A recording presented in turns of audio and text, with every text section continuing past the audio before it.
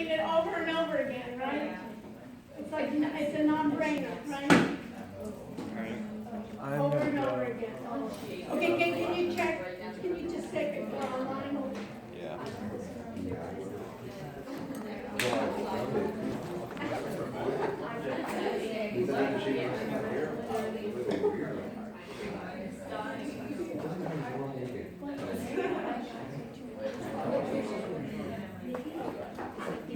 Simon, is there a reason you wanted to be back there? Can you be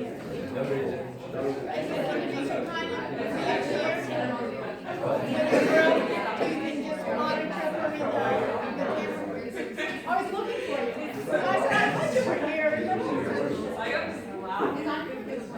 Thank you. I appreciate it. Especially in the beginning here. You know what? In the beginning when I'm getting everybody with screen casting and everything, you know. And then you can even have your group sit next to you. So you can help them out.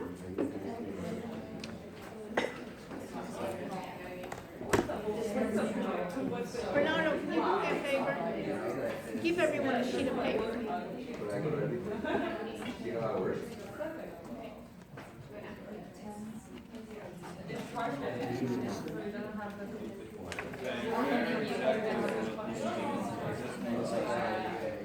Because I have to start. Oh, no, but I want you to just check. This should be a Rush's class. Right? Remember? You're streaming on two separate, you're streaming on two separate, A-Rushes, what is it? A-Rushes live cast. See if you can find it. Is it streaming? Yeah.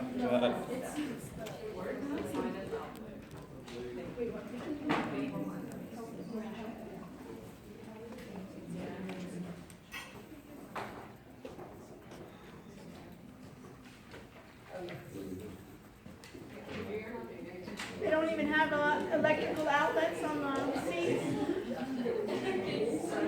And back there on the sides, they don't even. There's one out there right here. There's one here if you can lengthen it. Alright, it's working now. Okay, great. Did everybody get a sheet of paper? A white sheet? Alright, I'm gonna go to the lab and set that up. Okay. And then after that, we'll take that out. So, Yes, head out. yeah. And then we'll finish up, and then we'll talk next time. Okay, welcome back. You have a sheet of paper, everybody have a blank sheet of paper in front of you?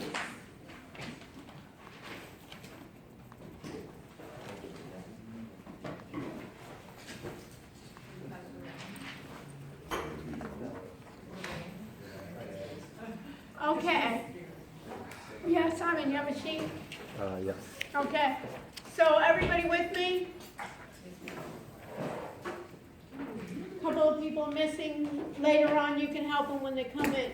Okay, we're doing a quiz. If we have problems with this quiz,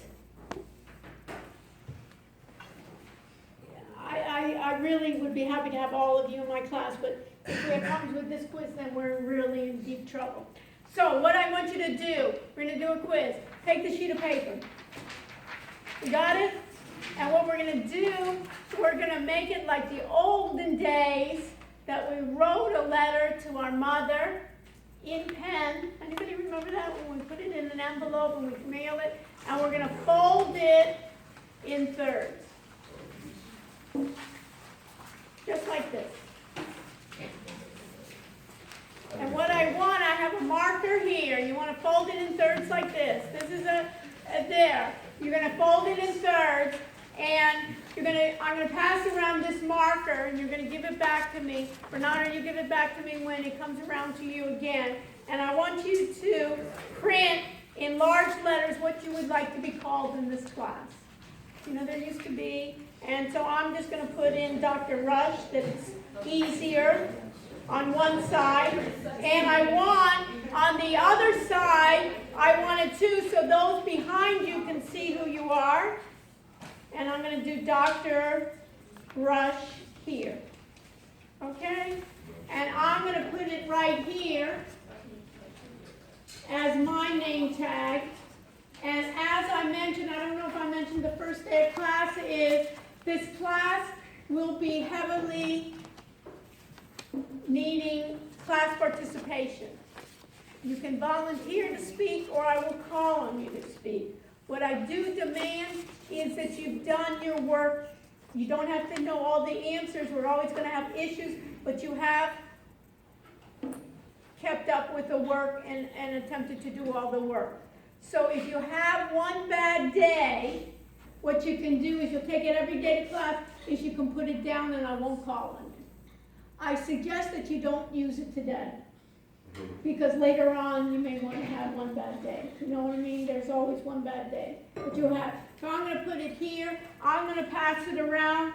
First to Simon, he'll mark it on both sides that you can see it on this, and you'll use it as your name tag when you come each time. Okay? And if you have issues with that, you can privately see me after class. Okay? And we'll discuss that.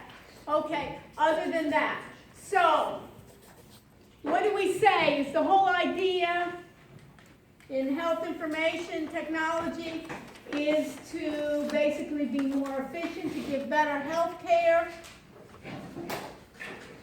and to be thinking about wellness, to be more efficient, be more effective, and we're going to be doing hands-on, a lot of predictive analytics, and we're jumping right into it. So, in terms of collaboration, I'm reviewing a lot of collaboration. I'm in everybody's group, and we'll start. I started reviewing a collaborative software program called StreamYard. So I'm going to try it. And guess what? There are always issues with technology, right? So I'm not going to get super overexcited if it doesn't work. One of the things is we're going to work together as a team. You'll see if it works. You'll let me know if it doesn't work, and we can do a number of different ways.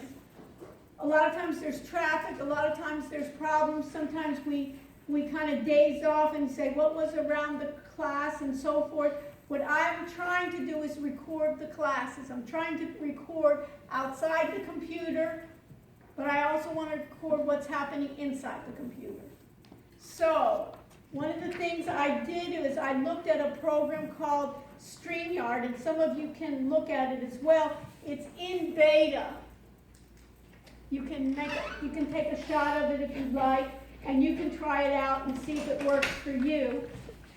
The way I've done it, and maybe I'll do it in this case, is you can invite guests. Not only, this will broadcast to my YouTube channel, but I can invite guests that they can share their screen and they can share their audio. So if we have guests around the world that we want to have guest speakers, they can come in as well, and then we'll try this out. So in terms of inviting a guest, let me do this. I'm going to copy this to my clipboard. This is going to be my stream, and then I can send to my guests, I can send an email. So why don't I do this? Simon, I'm going to send you one, okay? So what's your email, Simon? SX. X? Yeah. Uh-huh. S. 2213 2213. at miami.edu. Okay, at Miami. Is this correct? Yeah. Okay, and I'm going to send it to you. And you tell me, and go ahead and try to see that you got it, okay? And then I'm going to, and let's see if we can do that. Anyone else want to be part of this to see how it works? Any volunteer? I'm just going to send you a link and then you can be part of this. Anyone? No? Okay. All right, so let me just do this. Let me now, and did you get the email? Yeah. Okay, so then reply, Simon, okay? Reply to the email? Yeah, reply, there's a link. Okay. Yeah, go into the link and then we'll see if we can see you as well. Oh, Okay. my camera's broken. What? My camera on my computer is broken. You're coming. Who has a computer? Let me just invite someone else here. We got more, invite a guest. Okay. So Bernardo, let me invite you, okay? So what's your link, Bernardo? It's B B XN XN 129 129 at Miami.edu. at miami.edu. Okay? And now I'm gonna send it. And tell me, and then check to see if you got it. Okay? All right? Okay, now what I'm gonna do is I'm gonna enter the broadcast studio.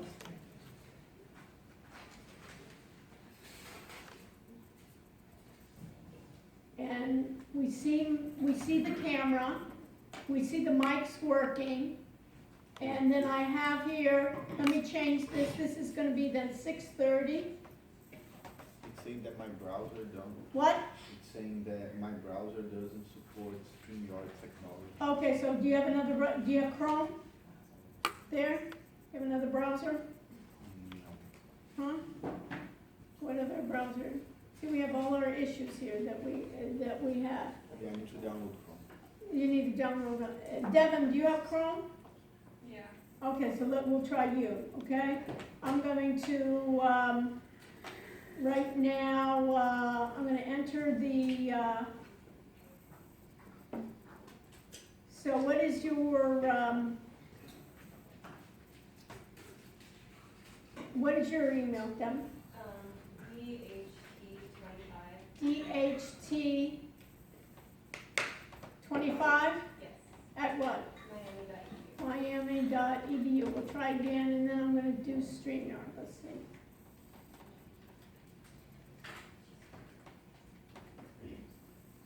Okay. Let's see if this was in the clipboard. Okay. I'm sending this and see if you can get in with Chrome, right? We're having issues. Every time we have issues, okay? So we know that it is. Okay. So now I'm in StreamYard. I have 6:30 p.m. and I'll just put help. I'll put HIT. And now I'm going to enter the broadcast studio. Let's see if we entered the broadcast studio. Okay. And we scheduled, let me make myself add to the screen. You see me? And then we can have it even and try to link yourself too. Okay? And then let's see if we can see the face. Let's see if we can do here something. Let's see if it works. And let's try to do it. It seems like we're having some issues, but who knows? Okay, let's view it on YouTube. Let's say go live. Let's see if it works. You're live. Now, how can we view it on YouTube? How, everybody go to YouTube. And let's see, let's go to youtube.com and let's type in D.R.S. Rushi. It's my channel. Let's see if anything comes up. And anybody see live now? Let's see if live now is working. How, everybody, it's a delay. It's a delay. Okay, so anyways, it's a delay. Now I'm trying to get my screen. I'm like, oh, I have to share my screen. That's what I did wrong. You see here? You can shut it down. We don't need to hear myself twice. It's like being in a mental institution, right? And I keep on hearing voices. I hear my own voices. I'm going to have to go to a psychiatrist and say, you know, when I come to class, I'm hearing myself over and over again in a delay. Okay, so I'm going to need help here. I'm going to need some psychotic drug that I'm going to need. Okay, so now I'm going to share my screen. Let's see if I can share my screen. Let me share my screen. Share. Okay, so I'm sharing my screen. Did you press the link, Devin? This is my comedy here. Okay, so maybe if you want to shut down the audio so I don't hear myself over and over again, please. Or just that. Okay, so we got this. I can also just share my screen with you. I can just share my screen all the time. Okay, perfect. So that's working. So I'm using StreamYard, and what I'm going to do for every class, I'm going to try to broadcast my screen. And you tell me whether it works. So many times when you say, I'm not sure what happened, we're going to try it out. So as I said before, I'm going to eat my own dog food. Okay? So we'll see it is, because it's all about collaboration. Okay? So let's do this. Let me, anyone who was not here last time except for Kit? Anyone new here? Yes, what is your name? Nabil. Nabil. Do you know anyone in the class? Nabil. Okay, so Brian, you want to put him in your group? Do you know how to put him in your group? Okay, how would you do that, Brian? Go to the group folder. No, because he's not registered, right? He's not registered. So what do we need to do? First of all, good evening. We're here together, and one of the things that we're going to do is everything is easy when you know it. So the whole idea is we have 2 sections for this class on our learning management system. And one of the things that I've always made sure is in information systems, what's the key here is, let me just make this a little bit larger. What the key here is the role of a user. And there's something in health information systems that we consider it to be the need to know. Your role in information systems, and especially in health information systems, when we're talking about HIPAA and the privacy, is that we want to have the need to know. So if I'm a physician, right? If I'm a patient, I need to know about what's pertaining to me, but I don't need to know about other patients. So in our regular section of our learning management system, if I go to Blackboard, you should have 2 sections. What are the 2 sections you should have? Where's the marker? Is that going around? Yes. What are the 2 sections? The audit and the non. You have an audit area where you're going to be auditing someone, so that is called BTE 450-685 audit area. And what else? And then you have a BTE 450-685 KY merge. What's the difference and who cares? Everybody understand the question? Hannah, did you understand the question? Yes. What's the question? What the 2 different kinds are, and now we have to understand that they have different purposes. You want to answer it? Yeah, so the one that we're like a part of a TA is like where we're posting everything for our group projects. So let's even start this one. Let's start with the regular one. Everybody's where it says BTE 450-685 merge. So it's not going to say you're an instructor. It says what? Where you're a student, right? Yeah. So that has what role? It has student role. So if I look at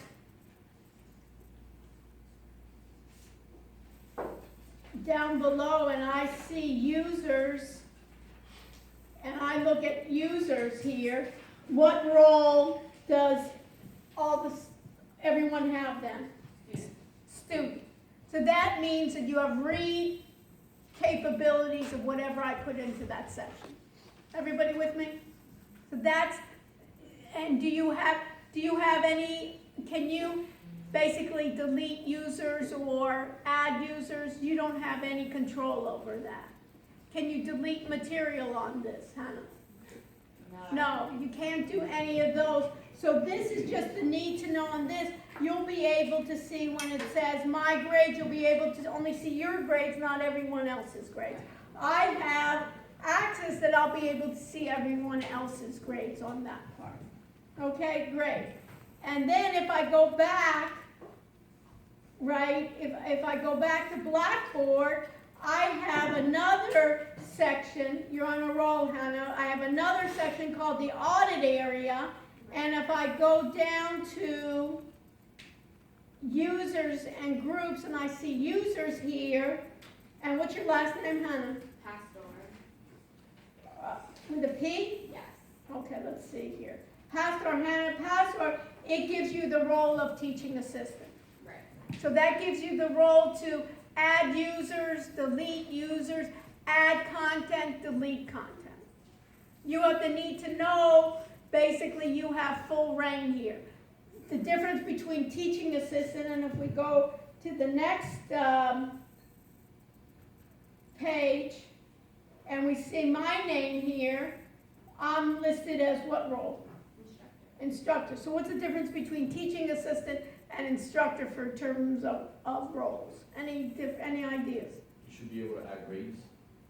Well, with this one, we're not doing any grades here, right? So we're all teaching assistants here.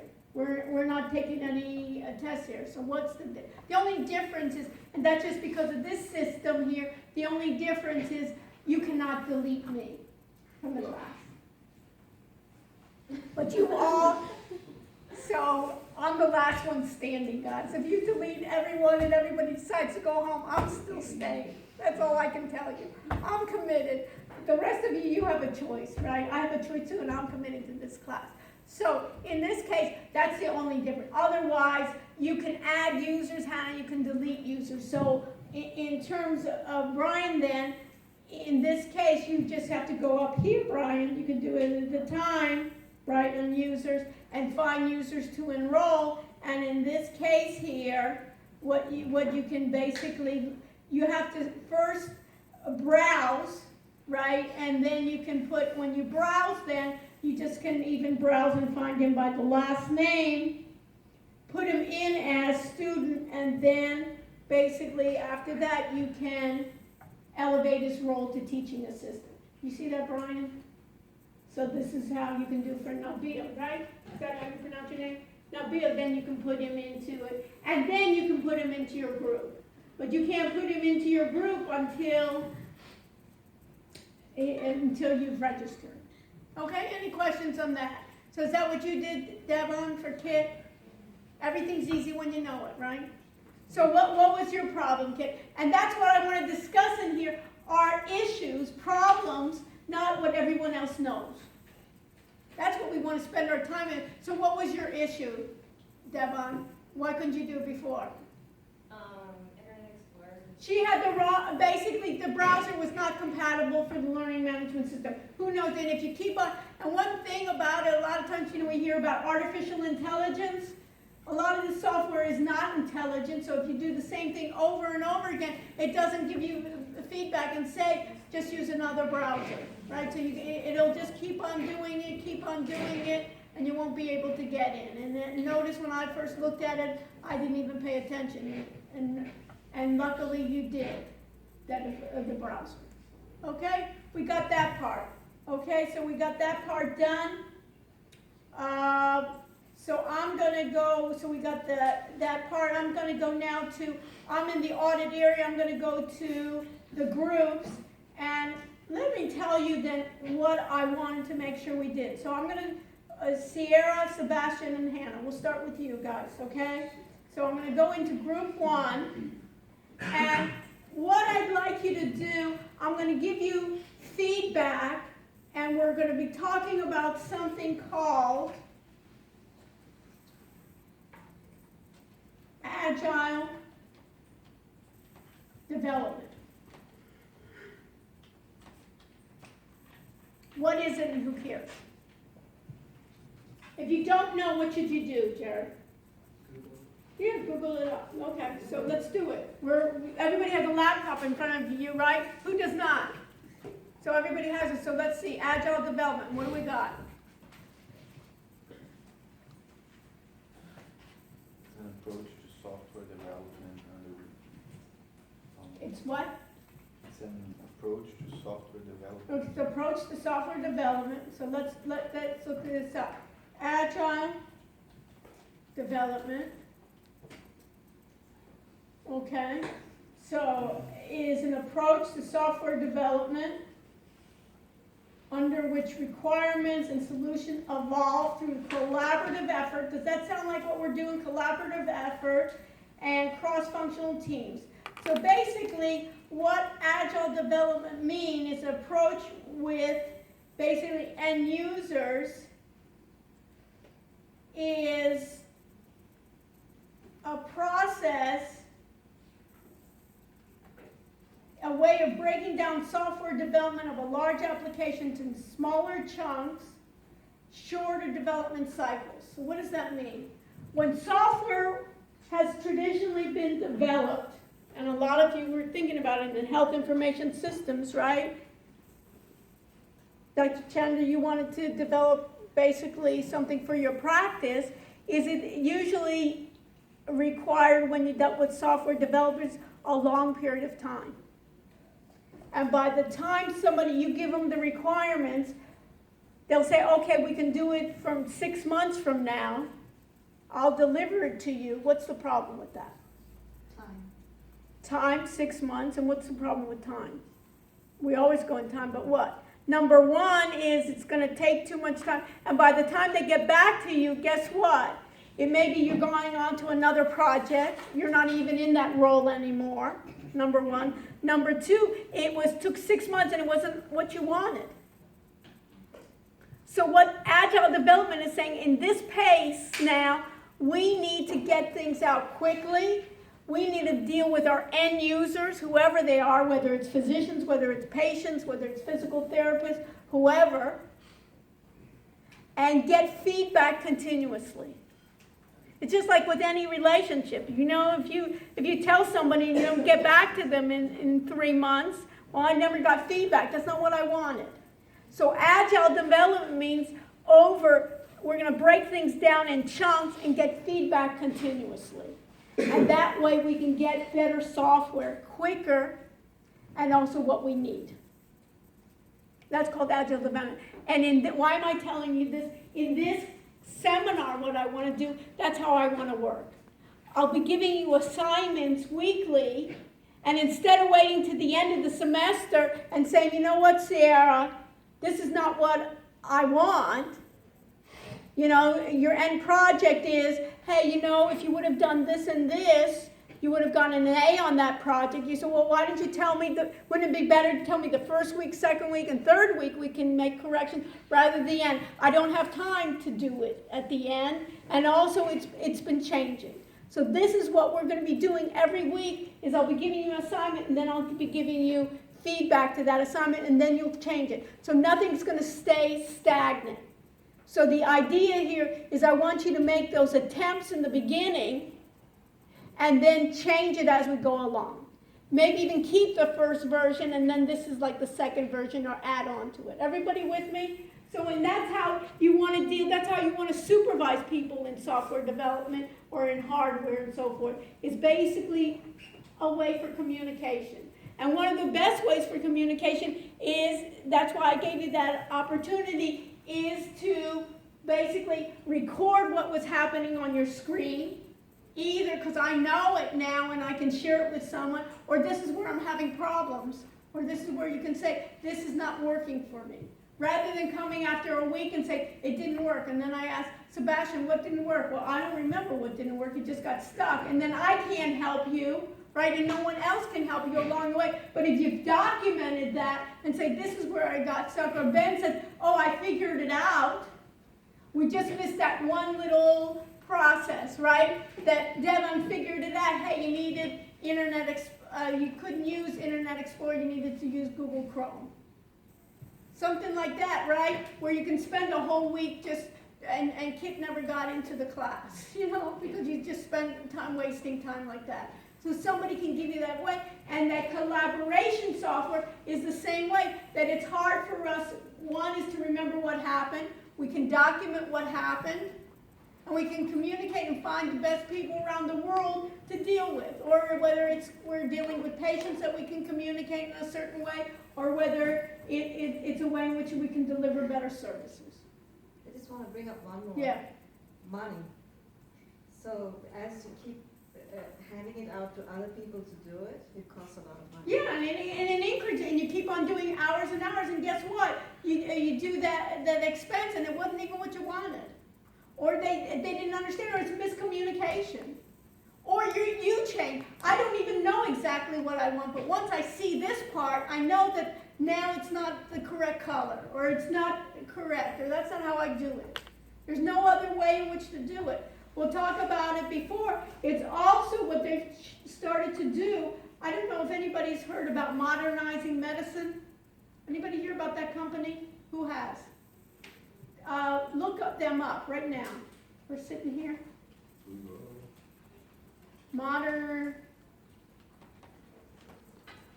Modernizing Medicine.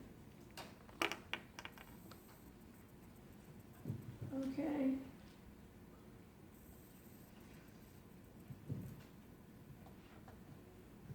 This system, this basically is a Boca Raton company.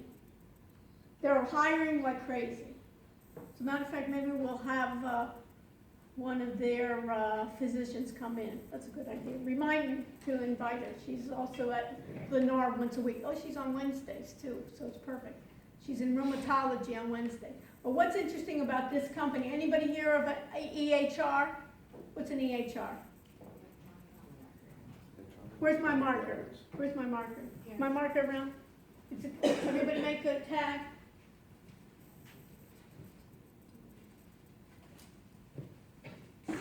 What's an EHR? Electronic health records, right? And electronic health records, basically, which were available this is a small world. What learning management system are we using here? What LMS? Anybody know what an LMS is? Oh, Blackboard. Blackboard, right? So we have Blackboard and LMS. You can put this in your notes. And LMS stands for Learning Management System. One LMS that's quite popular among higher education is Blackboard. Blackboard was started by some students when they found out when they were in the university that was not done well. And basically this founder of Blackboard sold his company, made millions selling this company, came down to South Florida. And guess what he did? He went to the dermatologist. And he couldn't believe, and this was a few years ago, he went to the dermatologist and he couldn't believe how antiquated he was working. Right? Sitting there, and if he was, have you ever been to a position where you're at the physician has to learn, we're paying the physician to type, right? Rather than to look at the patient, right? What is in dermatology is all what? Seeing moles, right? Seeing things in your skin, right? So it should be visual, right? And so they're describing in typing, what does the mole look like, right? How much inch, and then he says, well, why aren't you taking pictures and putting it into the record?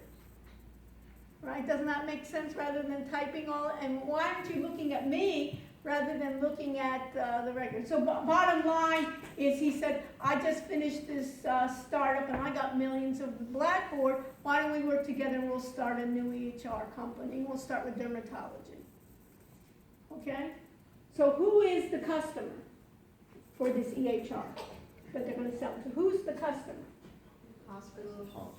Who else? Physicians. They're going to start with physicians in practice. And which practice are they going to start with if he's teaming up with his dermatologist?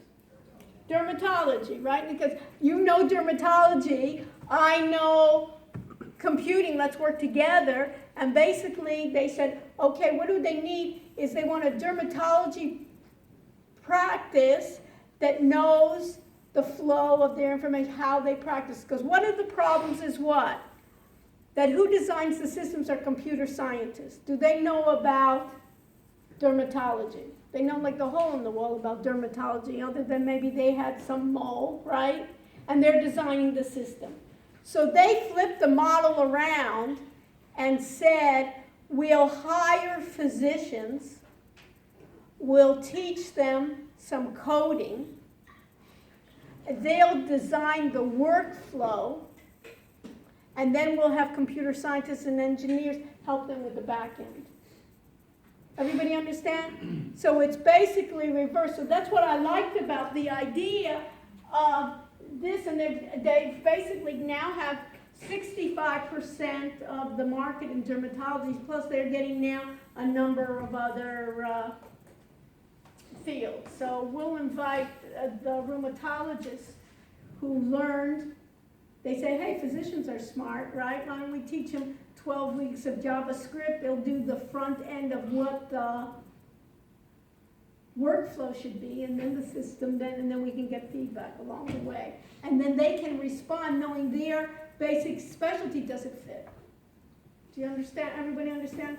So this is what I want from you, is that's how we're going to work as agile development. And later on, I'll show you source code. We'll do app development. Who's ever developed an app here? Great. So we'll do app development here, but we'll do app development that we don't have to be programmers to do it, but we know what we want. We'll do web development the same ways. Do you understand? So that's how we'll work in order that we'll know our systems. So in this case, what I want is, let me go to group 1, is I wanted screen recording and collaborative, and let me go to screen recording here.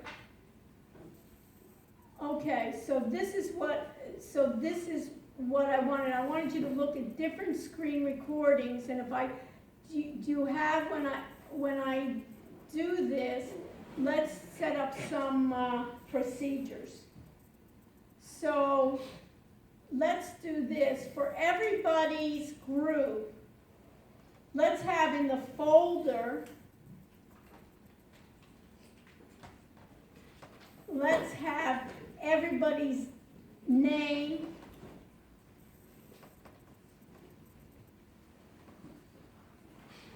and the software that they evaluated.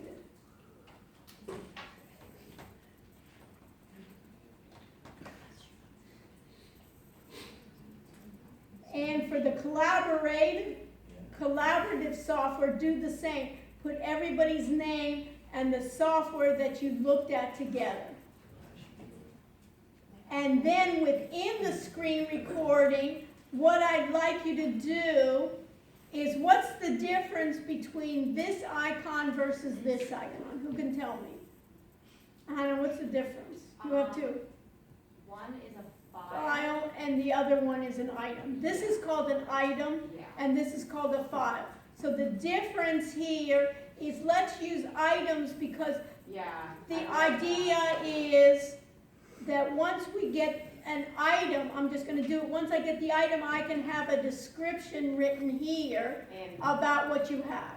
There's really not much of a difference, and then I can attach, later on I can attach it, and then you can permit everyone to look at it, and you don't have to worry about anything else.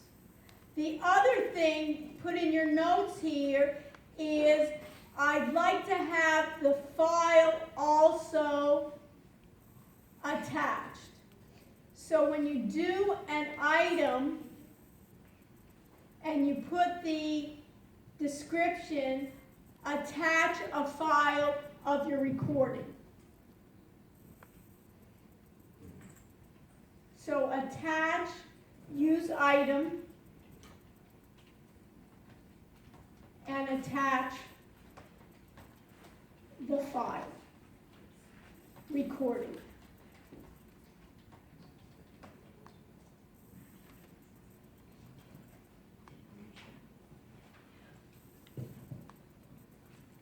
Okay? You with me? Everybody with me? So I'm just giving you some feedback here. So for instance, Sierra, you see how she has that? Now what format is this, Sierra? It's a zip file. That was one of the cons about mine. So I could watch it on my computer, but I wasn't able to send it to other people so they could watch it. So that's a problem, right? Yeah. So either find out how the other people can view it, or pick another program. Okay. Everybody, because that's the whole purpose, right? If Sierra can just see it, it's useless if she's trying to say, hey, I figured out how to use that software, right? Or this is where I'm having a problem, how can she, it's irrelevant. Do you want me to do a completely new one, because the one that Hannah did worked for me, and Okay, either do that or try to find another one. Okay. Because the beauty here is that we have a lot in our tool chest. So when, and basically, each will have its pros and its cons. So find another one for next time. Everybody understand that? So you did a great job in terms of uploading, but nobody can. But it's almost like we practiced it, right? It's almost like, hey, that's it. And then the same, and MP4 usually works well, right? So Sebastian, in terms of this here, is that MP4, so if I had clicked on then open a new window, the MP4, do you have audio too? I don't know what happened. So I found that you have to like download it so that it would play correctly. Okay, so at least put issues there, what you have, and tell somebody else to. Okay, all right. So you see here, so it's a little, has a little issue. Okay, so in this case, so basically, I would even put then here, even right here, of attached file or something here, in bold, download it first, or something like that, that we can see this. Okay? And then if I go back to your group,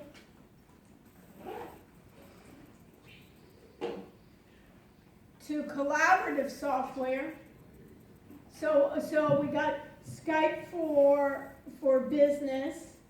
So what I would add when we're looking at different collaborative software is look at what are the number of participants. So let me just put this in your notes, then you can change it then. So for collaborative software, put in the number of participants that you can use, because that'll be important. And there'll be a lot of times the number of participants that can speak, and sometimes it will be the number of people that can view it. So sometimes people that can participate versus people that Zooming. So you got then Zoom, we got the pros, and the cons are Hannah was not able to use it in Safari. Okay, so basically what I would do then is try not only that Hannah cannot use it in Safari, is then put in which browsers does it work with. Just like Devon said, remember we got all these browser issues, right? This can't work, so put also here browser, not only what it doesn't work in, but what doesn't work. Browsers work and not work. Perfect. Okay, and then you can see here the Zoom, you have it with this, and then you have it with the Skype. Okay? Any questions? And then we can do the same thing that if we do that group one, we can do the same thing. I don't need to go to each of them, but we can see here, and then we got screen recording. These people have to then put this in. I don't know, is this group two? Where's my group two? Kylie, Maddie, are we missing people or what? Yeah, Rachel's not here. Pardon? I think if you click the file, they're in the file. Okay, Yeah, so you but click in the file. Yeah. in the file. okay, so but let's do it. Okay, and what is this Katz? Who is Katz? That's Rachel, she's not here. Okay, so either reach out to her and find out, and then make the adjustments with her that you can see that as well. Okay, and then so this is the screen recording. Is this supposed to be the screen sharing? Is this the collaboration or what? Yeah. Okay, so do the same thing of what did you use? So I would look at also for the collaboration here. Look at each group. Look at least two. So for collaboration, I'm calling it collaboration. Review 2. so you can make judgments on those. Okay, so I'm just using each of your groups just to give you, and the same thing, you can just do that now. And also, who's group 3? Josh, Annan, and Rachel? That's us. Okay, so right now, just put in, just like everyone else, put in your Gmails and your phones. So why am I doing that? So later on, you can text each other. If one group got it, someone else can do it. So you can just even do it now while you're sitting there. Put in your information. This one is group 4, 5, 6, whatever, 7 and 8. Just switch yourselves over, that we know that 7 then works here, right? 8, 9, okay. So we can get, do you understand on the Agile that we get already feedback, that we try it out and we're getting feedback on it? Questions? Okay? The other part, and so you have full rights for that. So for next week, have everyone do 2 collaboration programs. Make sure that you have files that actually, right, Sarah, that everybody can read, everybody can view, and then we can continue. So then we can use it for other exercises we're doing. Next week, we'll look at some data analytics and we'll try to analyze it. Yes, Brian? So we're doing 2 more collaboration softwares? You should have 2 collaboration softwares. Did you so review? already have 2. Yeah. Okay, but then you'll need Nabil that's with you. You want to include him Okay. on your collaboration software and also get him up and running. But if And you- the same thing with Kit, yes. If we use, for example, the same software that we use this time, I'm gonna write the pros and cons or just the information? I can't hear you. Folks, if you wanted to talk, what? Let's say that the software that I choose for screencasting, Yeah, it meets all the requirements. yes. And you want us to put the pros and cons again, or just the information we put? What you missed? You don't need to do double work. If you've had it correctly, you don't need to read. Do you understand? I don't want you just to do it for doing sake, but just in terms of going back, if you have corrections, yes. Oscar, do you have a question? We have to redo it to add him? Well, you want to redo it in terms of collaboration, yeah, so he's familiar with it. You know, you don't have to redo, Oscar, if you've done your screencasting, he needs to do his screencasting, but as a group, you want to do collaboration with him, so you know that, you may know how it works with 2 people, but with 3 people, it may work differently, yes, Sebastian. Could you check to see if mine works on your computer when you download it first? Where am I going now? Group 1, Group 1, and what am I looking at? Sebastian screen recording. Screen, and you want to put the names here too, and what you evaluated. Okay.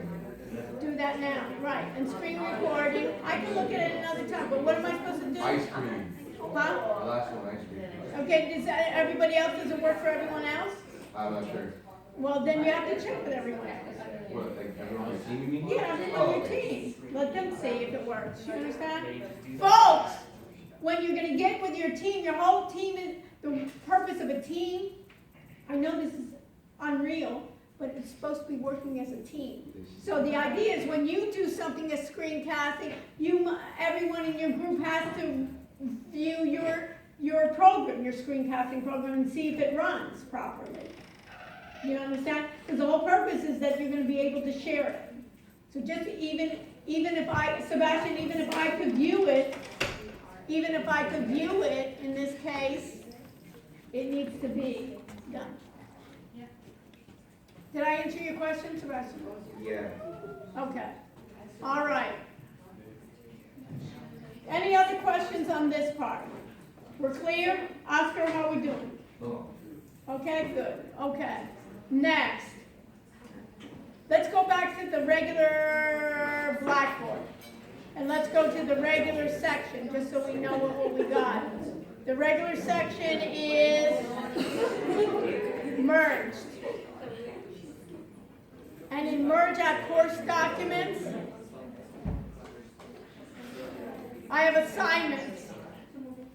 And under assignment, I have quizzes. Under quizzes right here, when I have edit the test options, you see that I have quiz chapter 1, I have opened the new test, make it available, and I've given you 2 attempts to do this, and your last, I believe, right? The last graded is your attempt here, and you should have, I'm leaving this open, not giving a final date, because we're having people enter and come out of the class, so this will be open to everyone. That's number 1. Number 2, I have for chapter 2, I'll have that due for next week, so what do I need to do? I need to make it available. I'm going to edit the test options. It's chapter 2. I'm going to open the test in a new window. I'm going to make it available. I'll add an announcement for this test just so people can see it. Let me know if you need that. I'm going to give you again 2 attempts, okay, rather than 1. My purpose of the quizzes is that you can do it open notes, open book, as long as you want. The main thing that you understand the material and you get that done. And then we're going to submit. And, yes. I don't see quiz 2, so you haven't downloaded it for us, right? Go look again, refresh your screen. That's what you have to give me feedback about. Remember, it's agile development. I could possibly, in this case, not do it. So, Sydney, do you have it on your screen? Quiz 2? Yeah. Do you have it? Help her out. What is your name? Julie. Julie, would you be so kind and move next to her in this way that you can help each other? Okay? Okay. So we. Now I can't. Right. Now it's good. Okay, folks. So we have this. So I'm going back to course assignments, right? I have this, and then if I go to web links, I gave you the web links. There's another thing that I would like, and I think I forgot to give you on the web links.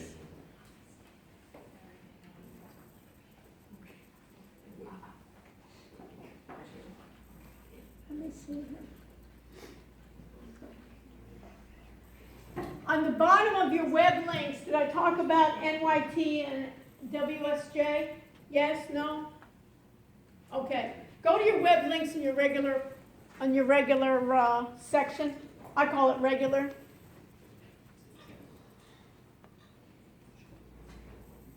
The New York Times and Wall Street Journal, I don't know if everyone knows that, the University of Miami has made a free subscription for those 2 publications. Who did not know that? Okay, so it's good. A lot of times you want to get those, and after a while they said, you've read your articles, your 10 articles or something. So take advantage of it. I also want you, in terms of this, to look at, so for instance, if I go to Wall Street Journal, so just click on it, you can click on it, and then if you open it in a new tab, you'll see it along the way here. You see here the New York Times edition, digital, and the Wall Street Journal. Take advantage. I want you to do that. I'm not even say take advantage of it, but do that as well, the New York Times and the Wall Street Journal online. And if I go to the Wall Street Journal,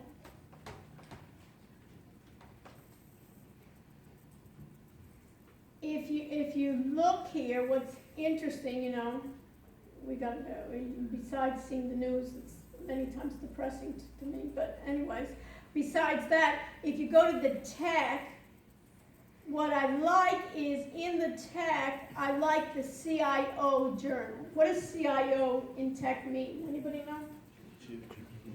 Chief what? Information Officer.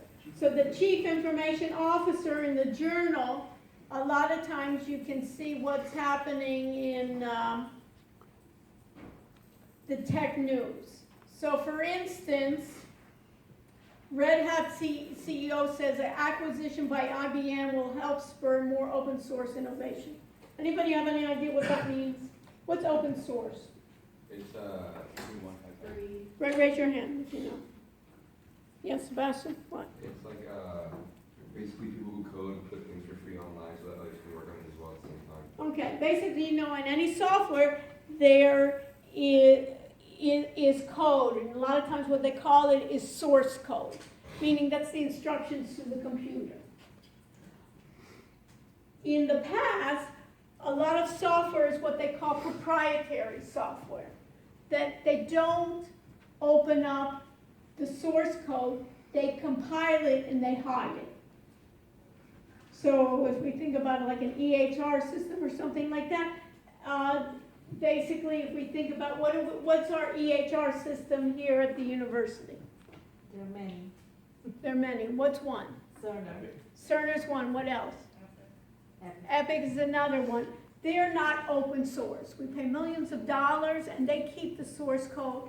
So if there's needed to be modifications, you need to go to that vendor and say, I want the modifications, and what does it cost? It costs money to make those changes. Open source means that the source code is available to the community. For many people, it doesn't matter whether they have open source or not, they wouldn't be able to read the code and do anything with the code anyways. But what it is available is that I can get other people that know coding to give them instructions that they're able to make those adjustments. So that's what it means when it says more open source innovation, in the way that they're saying, spoke with CIO Journal about cloud software, and we hear about that all the time as well. What's cloud software? When you hear the cloud, how many people have not heard about the cloud? You have to be deaf to, you know, you see outside, there's a lot of cloud. So my question to you, right, the clouds were just opening up with lightning. See, just because we were here, it is basically cleared up just for us. So what is the cloud? Who knows and who cares? So Jared, what's the cloud mean? And who cares? And especially for healthcare, a lot of times people say, I don't want to be in the cloud. It's just a place where you can store data, and it holds data for you. What is it? Well, it's probably located, probably some machine somewhere.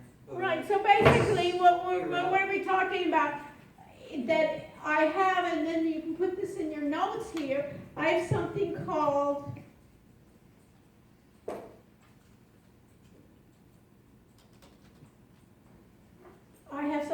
on-premise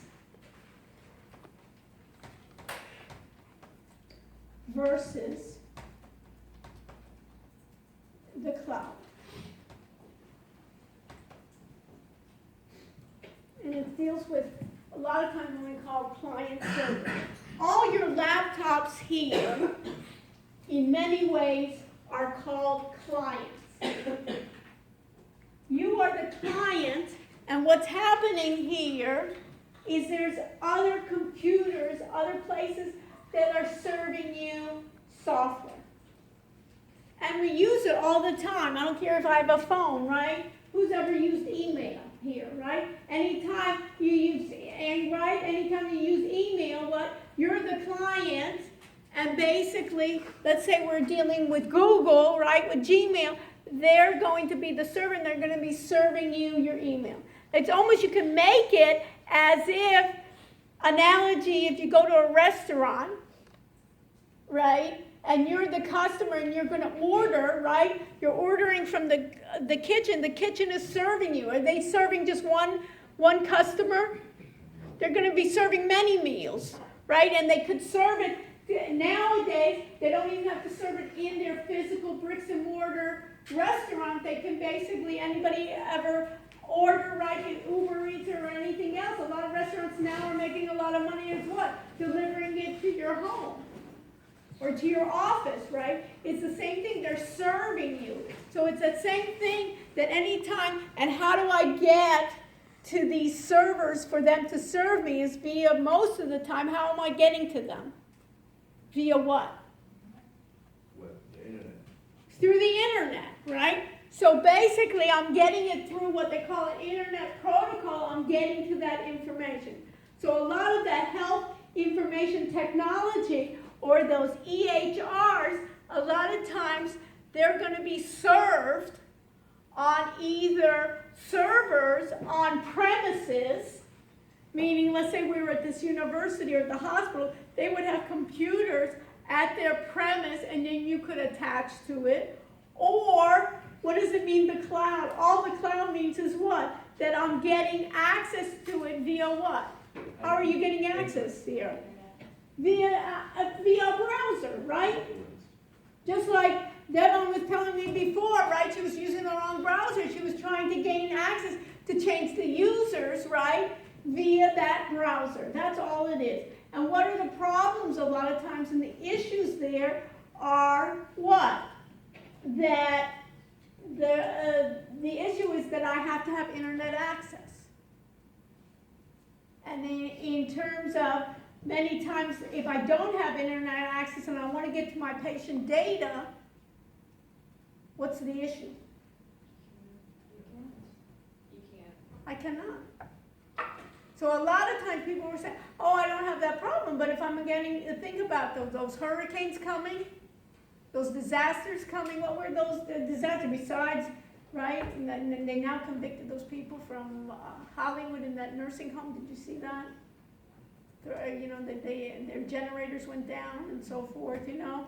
That wasn't even, and those issues here that we have is, where am I getting those access? So this is the idea when they're talking about it, is about the cloud software, is who is basically my hosting. And the biggest host for cloud software is what? Who? Amazon Web Services. And if I look at Amazon Web Services, that you can see here, right? Go ahead and type it, right? Amazon Web Services. They are the most profitable area for Amazon. You think about how everybody's bought from Amazon, right? You think about all the Prime and so forth that you get, and one-day service and so forth. Where they really make their profits are in these web services. And what does that mean? It just means that they have hardware, basically servers around the whole world, where they're basically hosting your data and hosting your prices. So when you think about Amazon Web Services, they're a subsidiary, but what are they going to be doing here is implementing it then. And look at this. They launched in 13 years ago, but they basically said, hey, we use computers and we can then sell just basically the IT to everyone else. And people then ask then, what I can ask those web services of what I can do. You can even look at that Amazon Web Services and notice what they're saying. They're saying start building on Amazon where you're looking to be computer powered. So this is going to be like my hardware, database, right? My functionality and services for increased, and then this is what everybody wants, flexibility, scalability. When I start off as a small entrepreneur in health IT, and I want reliability. Now, are they going to be reliable? Go ahead and type. Anybody hear about Capital One? Type in Capital One hack. Anybody hear about Capital One? They're like a credit card company. Type it in. What do you see? Didn't Amazon just get hacked too? Well, just read it. Let's go. You know, it's easy to fall asleep, especially at nighttime, isn't it? So if you move your fingers, right, it's a lot easier. That's what I say. So type in Capital One hack. What do you get? Raise your hand. What did you get? What did you get, Julie? It suffered a massive data breach, and what was that? And how many people got massive data breach? That sounds massive. But what is Capital One hack? How many? 100 million. 106 million customers. Can you imagine? Can you imagine if you're a thief and you had to go to 106 million people and say, hands up with a gun, give me your money, right? Give me all your data. Take a long time. This one was one person, and what it says, it does Capital One personal data, right, of customers. Expect the cost to reach 150 million, right, is becoming, why Capital One is becoming Amazon's headache. Don't you love that one? Huh? So it turns out here that when you think about it, Amazon cloud platform stored the stolen data in the Capital One hack. As a result, Amazon faces added scrutiny regarding the security of its cloud. Amazon blames Capital One, saying they didn't do due diligence enough to secure that there were some vulnerabilities in the way that they stored the data. Who did the hack? Anybody know? Paige Thompson. Wasn't it Paige Thompson? Yeah, Paige. And where did she work previously? She worked in Amazon previously. And you know how they caught her? How did they catch her? With these sophisticated tools, how did they catch her? With all these sophisticated tools, security tools that everybody's paying millions of dollars for security. Anybody know how she got caught? She bragged on the dark web about her hacking. Oh, God. If she would have just, I think she's a little bit disturbed, but that's beside the point. But you understand, if you look at her life, she's had some ups and downs there. But the idea, hey, come get me. That was about it, That's how the sophistication here. So that's another area at the end of this seminar will just be underneath our mattresses and just being unplugged. Because if you think about everything that could possibly happen, and think about in the medical environment, that's really a life and death situation where we have all the IoT, right, Internet of Things, all these machines being connected to the internet, and how easy are they going to be hacked, right? That they're going to be compromised. That's going to even be more important than people are saying, that's a life and death situation. Okay, so they got my social security number, and they got some other information about me. But gee, they can turn off my machines that I want to in the hospital or carrying around in my body. Yes. Is the cybersecurity issue, do you think that's one of the reasons that health information systems aren't integrated? Do you think that plays a factor in it at least? The security? I think there are other reasons. I don't think that's, unfortunately, it's just the opposite. I think the health information systems are even more vulnerable. Not because they're so desperate, but that they're less sophisticated, that they don't put the proper controls. The idea that, didn't we do it last time, that if you type in ransomware hospitals,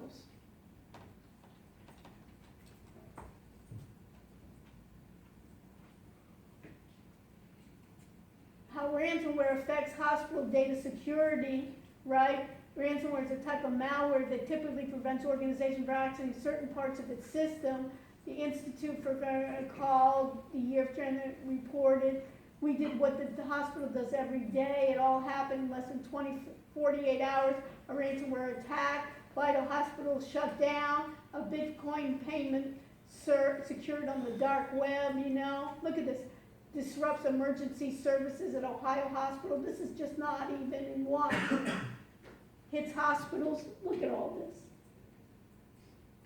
I mean, and my dentist, I went to this, just for a second opinion, this little dentist in Coral Gables had this little tiny office. I haven't seen him in years. He was hacked.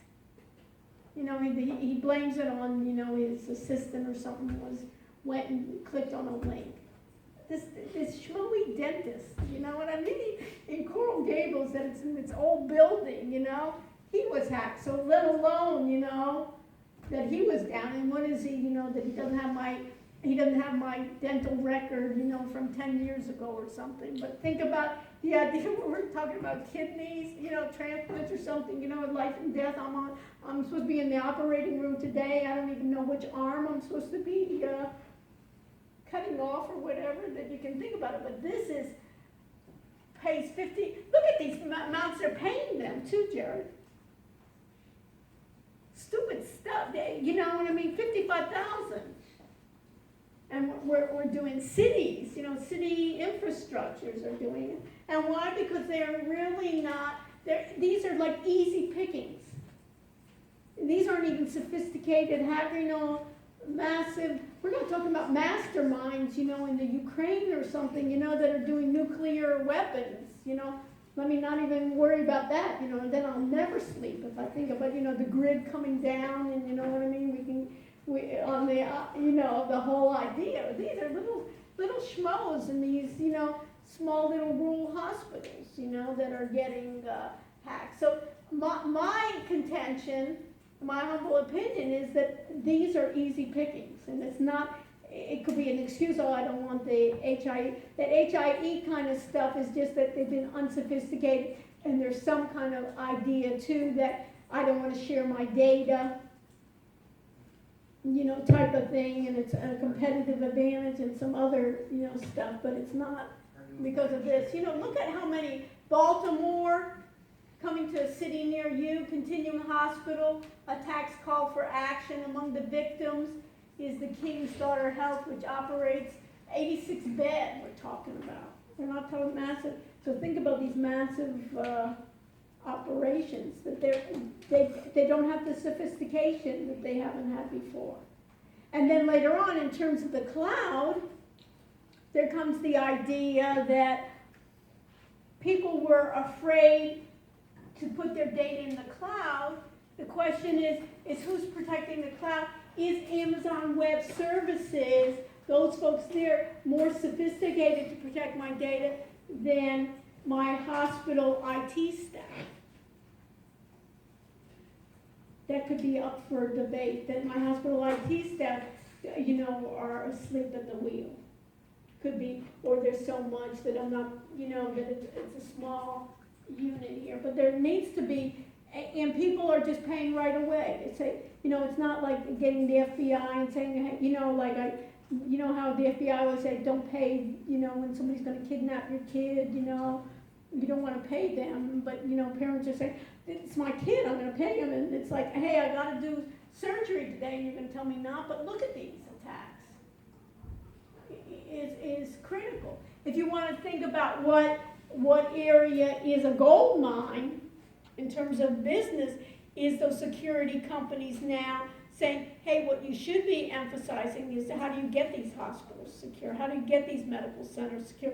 Along with my, you know, schmoey dentist, you know, sitting there worried about his, you know, being hacked and being down. And how do I know that even? Why did he share it with me? All I'm saying is, give me it took him 3 days to give me my x-rays that I wanted to send to someone else. And I said, why is it taking 3 days? Can you imagine having me as a patient? Why is it taking 3 days to get, you know, get an x-ray? And then he basically starts telling me the story. That's why, you know. So, did I answer your question? Yeah. And we'll talk about security, and we'll have the CIOs of hospitals and some others to talk about the insecurity companies. That's what I want to do, is what do they need to do, and we'll get the major companies there. So I just wanted to share that with you, just even in things. And then when you go down, look at this. Using agile process to develop AI-based solutions. So what's the agile process? We're talking using agile process to develop AI-based solutions. That's what we're going to be doing in healthcare, which is going to be essential, right? Machine learning, increasing sophisticated smart machines bring new development challenges. Systems based on artificial intelligence are generally software intensive, user-centric, and data-driven. The smarter we want them to be, the more complex.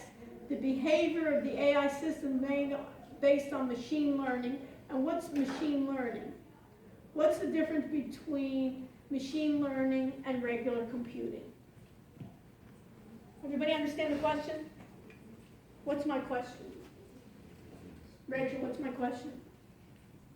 What's the difference between machine learning And regular computing. What's the difference between you've all run programs, right? You all run Excel, right? Right, we're gonna do Excel probably next week. We'll do some exercises in looking at it. What's the difference between using Excel, which is regular computing, trying to do a forecasting technique, and machine learning? Jared, what's the difference? Or not? I think that like machine learning, for example, the regular programs, you type certain commands and they do stuff. The machine learning, they actually learn, so you can acquire. Okay, so think about humans, right? What are we supposed to, we're supposed to learn, right? We're intelligent. And what does it mean that we're intelligent? That we're supposed to, what does it mean that we learn? We think. We think, what does that mean? Like a problem like arises, you're able to like think it through and figure out a solution. And what is the computer, yes. You can like learn from like mistakes like. Basically, we're supposed to be adaptable, right? That if I make it, you know how you always say, it's good that we make mistakes. We teach our kids it's good to make mistakes because then you learn from them. You'll be able to you won't be doing the same thing over and over again and banging my head. Just like, Devin, we could have done that user, right? I'm taking that example. We do that user over and over again, and guess what? They won't even, that's not intelligent. So machine learning basically means once we give it rules, it will try to start adapting. A perfect example of that is when we'll be talking about it, we'll talk about something called neural networks, in which what we'll do is it will adapt based on the cases that we give it. Just like they're doing that in medicine, right? I know certain cases, and now basically you can think about it, it can do better predictions now. It's competing with physicians. If I give any, these are the symptoms, what is going to be then results for those. So basically we give them cases, just like anything else. If I do with dermatology, it's the same idea that I know that certain moles are malignant and other ones are not. And based on pattern recognition, it will start being able to differentiate. So what I do many times in machine learning, I'll give it one way to do it is I'll give it cases. These are malignant, these are non-malignant, find me the differences. I can do that in business as well. These are the characteristic of failing businesses. These are characteristics of successful businesses. Find me those differences, and then I can keep on improving and learning. So that's the same way, and notice what they're saying here. AI systems are designed to sense, respond, and adapt to changing environments. Their development feels sort of like bringing up teenagers. They're putting that in the way, but what they want to say is flexibility and autonomy, and what they're claiming here is that I should then do agile development. Just like I said that we're doing now. If I do it periodically, give you feedback along the way, just like AI. So they're saying even the same things that I do. So what I'd like you to do is take a look each week on that Wall Street Journal and see some of those concepts that you can also, you'll see these are the trends and this is what's going to be going through the healthcare as well. And we can discuss it. And later on, if there are some interesting ones, we can even do web links within the audit area, and you can put those in if you want to look at those. So I wanted you to see what was important here. You can see, but it's just basically the same thing for healthcare. It's going to be for anything. You can see here those data centers, cloud demand, security concerns, investigators' new strategy. Here's that opioid crisis, but you can see here. And this needs to be done here. This is almost like the physicians. Tech executives tap employees for ideas. Duh. The that the employees know maybe what to do, rather than getting all these consultants that have no idea how I operate my business. You know, so these are kind of areas in which you want to look at. If I go back to it, then you can see this one. So for instance, this one I thought was interesting. Did you read this, Dr. Chandra? Did you read this on AI? DeepMind AI can predict kidney illness 48 hours before it occurs. Have you read this one? I haven't. Okay, so basically you can look at this one. Everybody see that? This is using artificial intelligence. They're basically seeing here that it worked with the Department of Veterans Affairs to train AI to spot acute kidney injury. You know, so you can see a lot of this. It's kind of like, you know what, Jared? It's like two-faced. In some ways, medicine itself has become trying to be more and more sophisticated, but the back end of the administrative part is underutilized, is less sophisticated. So it's almost as a business. What's your major? Health sector management. Okay, so that it's an opportunity for you if you want to, you know, combine those two, because in the management part, in the health sector management, it's behind if you look at other industries. In something like this, starting to do the predictions of the diagnosis, it's trying to be, you know, leading edges in that compared to others.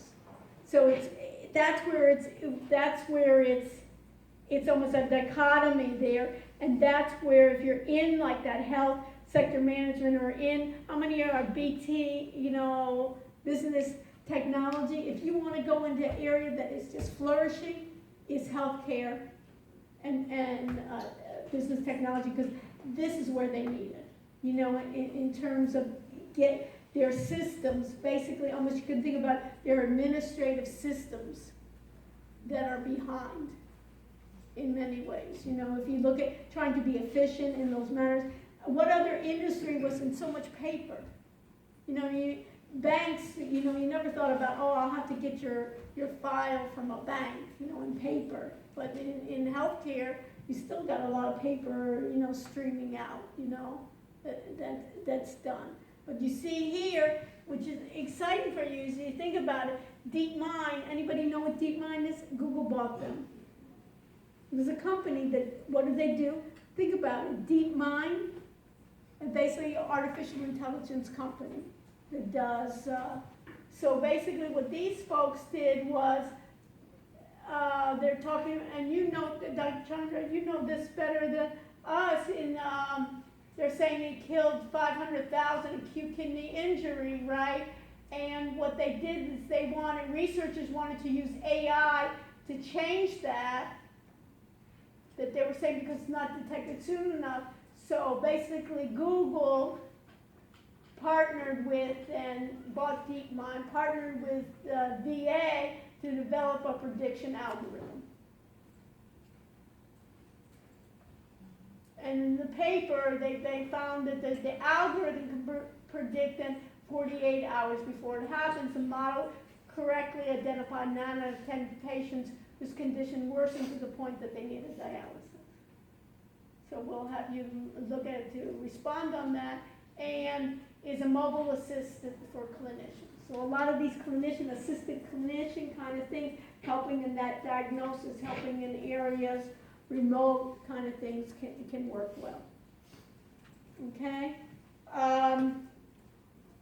So these are kind of areas that we'll look at in AI and human machine learning, deep learning in medicine, healthcare and AI is going to be an important area. And then it's also, we got the AI versus the MD. What happens when diagnosis is automated? Do we lose something too? You know, and can we work together? So these are kind of the issues that we have. And then I have in here that, what happened here? It's not found. Didn't you love that? Huh? So here you have, everybody know here that chapter 1 was online. If you didn't get the book here, that that book of giving you the overview of those EHRs in healthcare, and basically this was basically, if you look at these, this was late to the market. This whole healthcare and the HIPAA results then of this accountability that you can think about. They were talking about safety as being, patient safety as being the issue. And what they wanted to talk about is that transparency. And they have something called the ONC. Oh, let me make a note here. The exam will be 2 parts. It'll be from the readings from the book, and it'll be more like the quizzes, multiple choice, and then there'll be open-ended questions of our readings and our class discussions. You will not be surprised by the tests. I will tell you in advance what types of questions on the open-ended I'll be asking you. So it won't be, oh my goodness, I didn't know you were going to ask that. My whole idea is for us to understand those technologies. But you'll see, especially those of you that are new to this healthcare environment, there's tons and tons of acronyms. Did you notice that? I mean, this is a whole area here. Like, see, ONC, people are saying, and HIPAA, and high tech, HIE, Health Information Exchange. So what I'd like you to do is you can make a list of all the acronyms with what they stand for. I don't need you to memorize acronyms. So even on the test, you can bring a sheet with you with all the acronyms with you. Because you know what I mean? We got Google for that to tell us. The main thing is that you understand the concepts. So just put a note there for yourself, everybody, that all those acronyms, when you have those acronyms, you may even want to start with those from the ONC and so forth. You can bring those lists. So you can see here, look at this even, right? The ONC of the Office of National Coordinator, to the High Tech Act, to the Health Information Exchange, of being, what other industry do we have problems with, right? Even, have you found from Jackson to the University of Miami Health System, Cerner versus Epic, do you have any issues? Lots. Like what type? The information exchange is difficult. And how, Jared, when you go back to that, don't tell me that's because of security. You know what I mean? It is basically the way that things have been, and maybe get the initiative that they're trying. And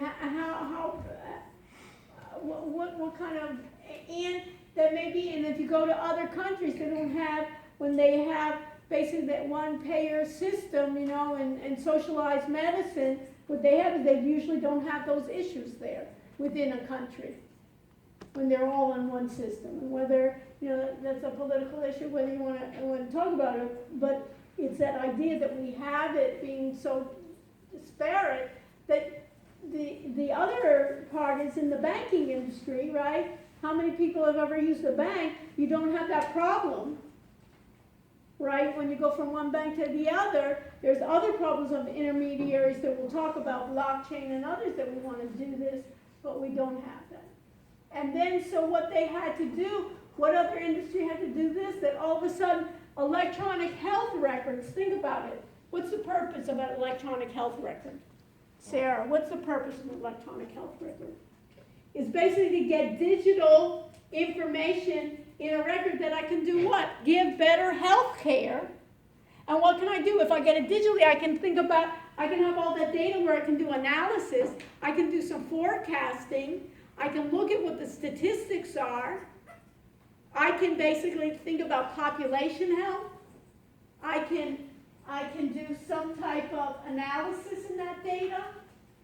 All of a sudden in the United States, there are so many situations where people were on paper.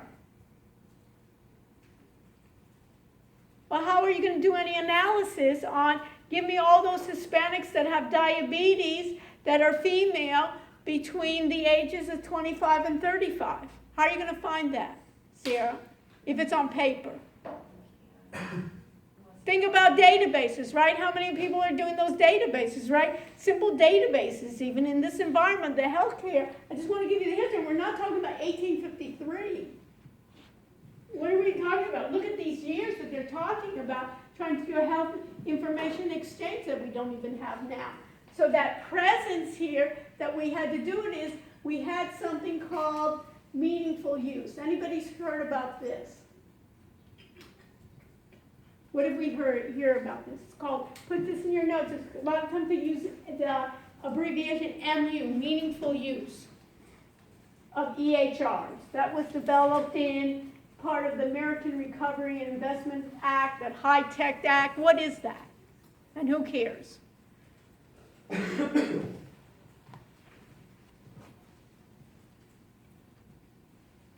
Jessica, have you heard about it? Meaningful use of EHRs? Criteria that make sure that, you're providing what, accurate, the time period is supposed to be. Basically, what the United States, what the government said is, we're so backward. It's the word, but we're so backward, and we're not even fully digitized in our healthcare systems. I need to give incentives. The government says, I'm going to give incentives to you to make electronically put all your records in. In those incentives, I just don't want Simon to say, he's my tech guy, he's going to say, you know what, we'll buy you some software, and the government will give us, $100,000 incentive. But what the government says is, I just don't want you to buy software, I want to see that you're using it in what? A meaningful way. That you're going to basically what? Promote better health care, you're going to be able to have the patient be more engaged, to have their family more engaged, to be able to do preventative health, to know what are my demographics. Overall, I want to emphasize to you, we get so involved with technology that we forget the whole reason we're using in healthcare that technology is to get better outcomes. To treat the patient, not just to say, hey, we got a watch here and we got all our fancy equipment. Am I getting any better health care? I'm using all these robotics. Is it any better? And am I able to be preventative rather than seeing them when they're so old, and that if we could have done any type of preventative care with them, that they're not in the situation or their quality of life, we're all going to die. I hate to bring it up to you, but it's a shock, right? We're all going to die. But the idea here is look at our population. Is it a well population? And how much are we paying in terms of our costs, right? Everybody's seen those statistics, right? For the United States, right? How much are we paying per patient? Are we getting better quality? Are we getting better quality care? Are we having better longevity than other places in the world? Yes? No. Are we number one? No. No way, right? So we're no way there. We're spending the most. And are we getting the best? And what are the ways in which to do it? So the idea is that technology definitely can help, but whether we use it in a constructive way. So this meaningful use, what they made is a big deal in this meaningful use, was they made it, just so you know here, the background, because there's so much information in that first chapter, right? Yeah, there's a lot. I mean, it's just like overwhelming. Where do I go for this? But it's the idea here. They said, listen, we can't, Sarah, if you're going to be my consultant, right, to this hospital, you say, hey, I just can't take everything and use it constructively all at once. Break it down in stages. Almost do it in a way like we're talking about agile development. Break it down. So stage one is start capturing that information, using it to track clinical conditions, communicating care, initiating the reporting, right? Using it to engage patients and their families. How can you engage them? Why do you want to engage their families? Ben, why would you want to engage their families? Just to make sure everyone's informed. For what purpose? Patients not doing well. Yeah, well, and what else? Why do I want to engage their patients? The patient, why do I want to engage their families? No, I mean, they're their first line defense. Yeah, first line of defense. If I see that, right, your mother's not taking her medicine, I as a physician don't know that. Well, you as the son know that, right? More so, right? And I need to motivate her. I see, hey, there's problems after this surgery. Yeah, she's so out of it, she doesn't even know that there are issues there. Who else cares about them anymore? Right? If we don't have that family. So you want to engage the family. The family has to make sense of what's happening. And then they see one physician and another physician, and there's so many physicians there, and they don't even see the patient as a whole. It's another issue, right, that we're getting in. So they're saying, hey, reach out, and the whole purpose, not just to have their families be on the iPhone, right, but it's the idea is to be able to give feedback, be able to get better care for that. So that's stage one. The second one, you see already, more rigorous HIE. And what's HIE? Oscar? That's the beauty, isn't it? The beauty is you can look it up, and the beauty is you have, what's HIE? Help them out. Exchange. It's that exchange. And you see, the reason I threw it out is there's so many of those acronyms, right? And once you know it, then everybody kind of starts speaking that terminology. It's this basically that HIE, and basically is the idea that can you imagine an industry where they can't even exchange information, health information between one system and another? We should be ashamed of ourselves. Really, when you think about it, can you imagine, Oscar, what bank are you in? Wells Fargo. Wells Fargo, I'm in Citi. Can you imagine? I want to pay you, and then they say, hey, you know what? We don't read Citibank's money account. I can't give you any money. I can't pay you. I can't put you on the payroll. Right? Where do you work? Oscar. Huh? UM, okay? So UM says the payroll, right? We're going to pay you. Oh, you're Wells Fargo? We can't pay Wells Fargo. We only can pay Citi. I mean, you would say, what is this? We're not even saying third world. We're saying, am I on our earth? And then I said, I can't get your data from there, or we're not sharing that data, or it's so much of a. So then you can see here, the next one is e-prescribing. Now it's kind of set, but before it was writing for the prescription, not having it sent. Now it's being done. So they say, we'll do that. We'll incorporate your lab results. We'll transmit. We'll have more patient-controlled data. And then the third one, look at the third one. So you can see at those stages, so even if I asked you, Sierra, about those stages, it makes sense. I don't need you to memorize all this, but stage one is the basics of the demographics, and then in stage 3, what they wanted is, now let's look at the whole population. Now you can see I want to improve the quality, the safety, the efficiency, leading to improved health outcomes. Isn't that what we want technology for? But in the beginning, I'm not going to even worry about that. Just get the data in.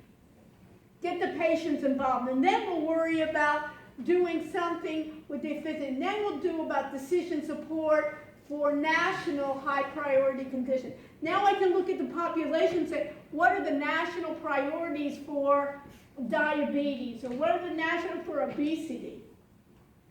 In the epidemic that we have in this country, right? How many inflammation and all this obesity? Remember smoking?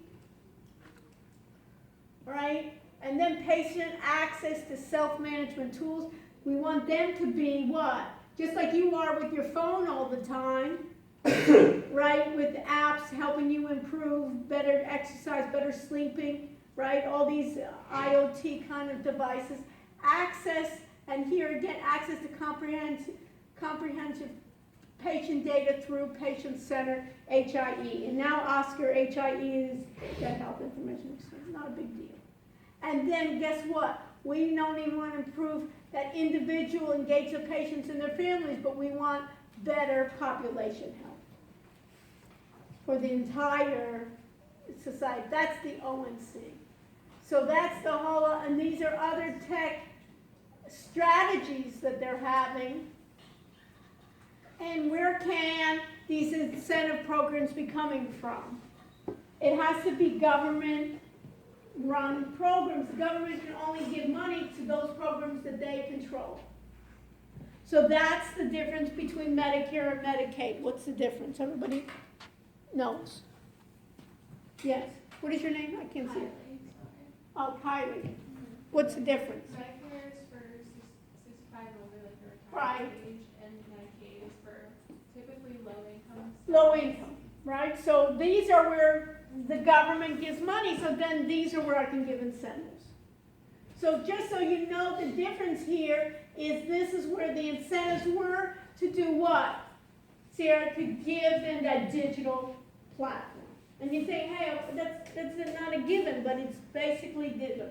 Just like you think about other industries now doing digital transformation. Have you heard about that? You know, everybody wants to do more digital transformation, more mobile apps and things like that.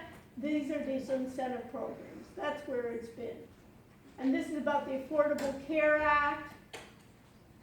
And then what is the idea? CMS. What's CMS stand for? Center for Medicare.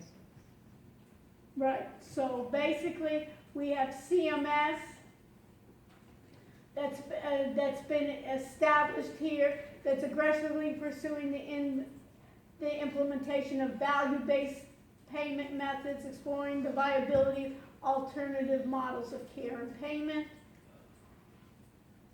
So what's value-based payments?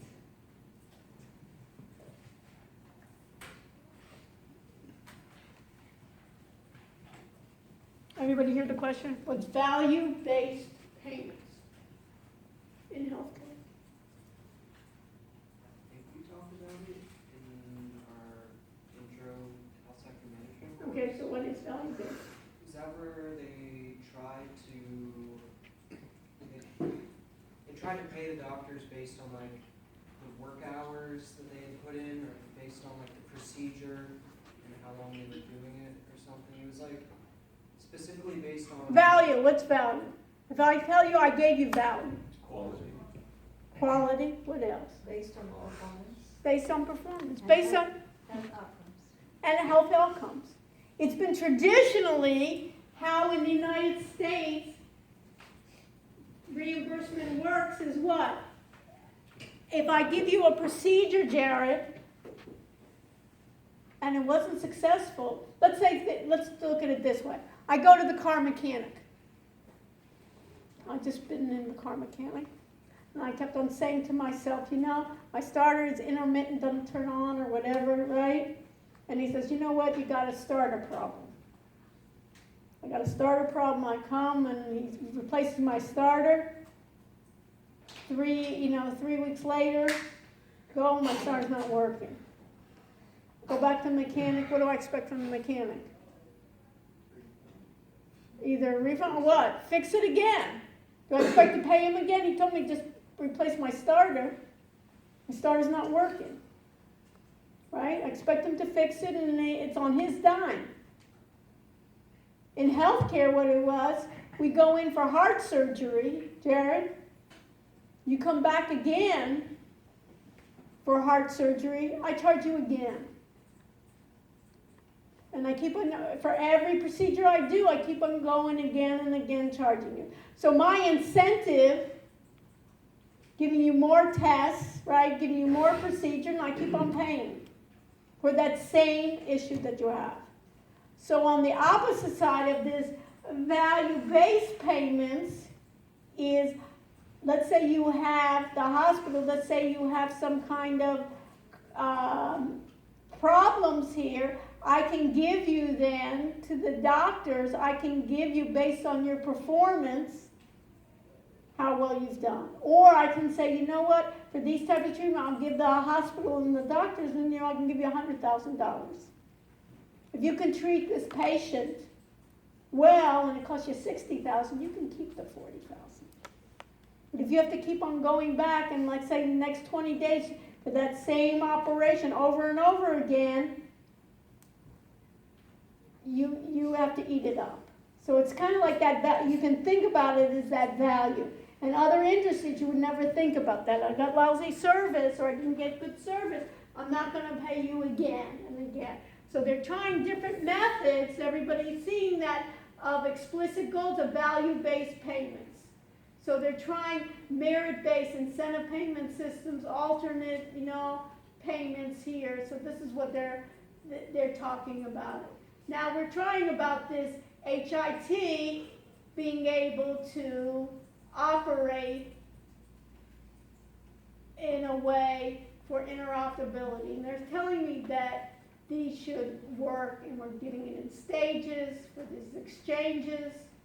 And this is the summary. And then what you can do, see all these key terms, CMS, CPR, EHRs, HIT, HIE, put this, Oscar, just write those down. You don't have to memorize. You know what I mean? Just have them and you can view them. On the exam, I'm not going to say what does HIE stand for. Do you know what I mean? But rather, what are the issues and how can you deal with these? Questions? You got the idea here? Okay. So what I wanted you to do is think about, for your projects in this class, and as you think about it, is what, in terms of these inefficiencies in the market, is something that you know about, that you think technology can help and be more efficient, whether it's in terms of apps, whether it's in terms of, you can think about it, mental health, whether it's in terms of exercise, some of you were with physical therapy, health sciences, and areas to do. And then you can look at some of those references that I gave you about, on mobile news and what companies are doing and researching it, and what you'll do for your projects is proposing it and doing a prototype. We'll be doing like apps for mobile apps, we'll be doing a website, and we'll be basically talking about what's the problem, how do you propose to solve that problem, what's the competition, like any other business problem, and how do you plan to go about it.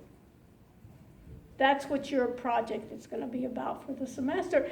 And I'll be going over the material here, but that's what I want a lot of the emphasis to be. And it's much more exciting than just, just taking the regular exam and regurgitating, those terms.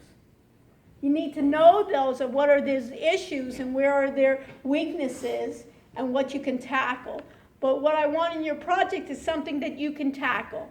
Not something so overwhelming, Jared, as I'm going to solve the HIE problem, or I'm going to make healthcare secure. What do you know about security that much that you can make it secure? But you can take a small problem, small issue, and actually then propose it, and then we'll even have some, as I mentioned, I'll invite even some venture capitalists that are doing some things in healthcare that are interested in new ideas